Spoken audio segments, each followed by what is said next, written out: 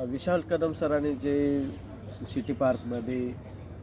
पुस्तकाचा स्टॉल लावलेला आहे, तर या ठिकाणी सर्व प्रकारची ज्यांना ज्यांना वेळ आहे या ठिकाणी आणि ज्यांना ज्यांना लायब्ररीमध्ये पुस्तक घेण्याला वेळ भेटत नाही आणि ते कॉस्टली असतात आणि परत जमा करायला जा, पैसे भरा हे, तर या ठिकाणी प्रत्येक महिला,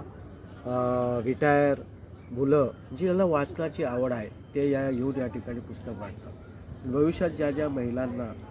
सावित्रीबाई फुले, महात्मा फुले, महिलांच्या आरोग्याविषयी बऱ्याचशे पुस्तक या ठिकाणी कदम सरांनी अवलंबून करून दिलेले आणि त्या महिला इथे सकाळी आणि संध्याकाळी रात्री 10 वाजेपर्यंत चालू असतं या ठिकाणी वाचत असतात आणि त्याच्यामुळे बऱ्याचशा महिलांमध्ये इथे मी जवळच राहत असल्यामुळे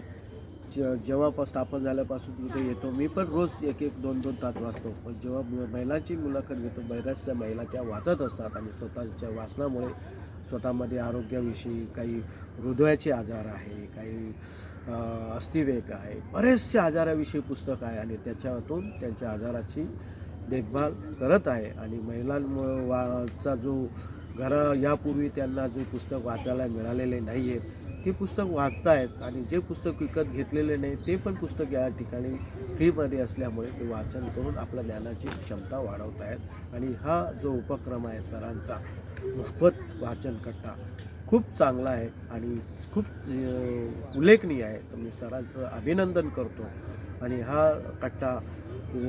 ज्या पब्लिक प्लेसला आहे त्या ठिकाणी सुरू अजून करावा आणि यासाठी सगळ्या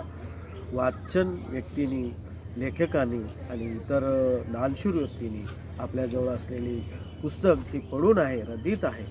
ती जर लोकांपर्यंत त्यांच्यापर्यंत संस्थेमार्फत कदम सरांपर्यंत पोहोचवली तर तीच लोकांपर्यंत पोहोचतील आणि चांगल्या प्रकारे